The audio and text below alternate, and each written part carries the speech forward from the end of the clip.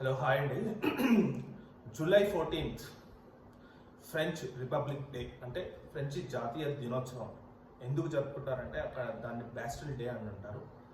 ఈ ప్రపంచానికి స్వేచ్ఛ, సమానత్వం, సౌభ్రాతృత్వం ఇచ్చిన దేశం ఫ్రెంచ్. ప్రతి దేశం తన రాజ్యాంగంలోని ఈ సూత్రాన్ని ఫ్రెంచ్ రాజ్యాంగం నుంచి తీసుకుంది. మన రాజ్యాంగం కూడా ప్రాథమిక హక్కుల్లో ఇంక్లూడ్ చేశారు.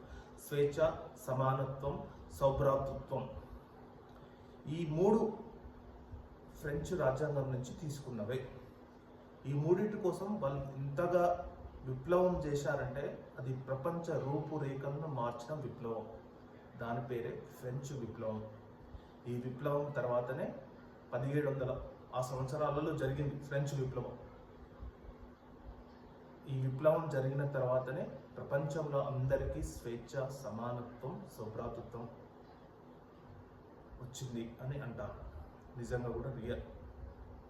అందుకని ఫ్రెంచ్ విప్లవం అనేది ప్రపంచ చరిత్రలోనే ఒక గొప్ప విప్లవంగా పేర్కొంటారు. జనరల్గా ఇది జూలై 14th రోజు జరుగుతుంది. Last year Narendra Modi visit కూడా చేశారు ముఖ్య అతిథిగా ఫ్రాన్స్కు. బ్యాస్టిల్ డే అంటారు.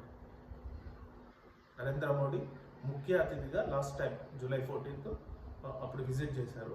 ఆ తర్వాత ఫ్రెంచ్ ప్రెసిడెంట్ మ్యాక్రాన్ కూడా మన రిపబ్లిక్కు వచ్చాడు విజిట్గా, చీఫ్ గెస్ట్గా. సో చాలా గొప్ప విప్లవం ఈరోజు ఫ్రెంచ్లో జరుపుకుంటున్నారు. అది. Thank you.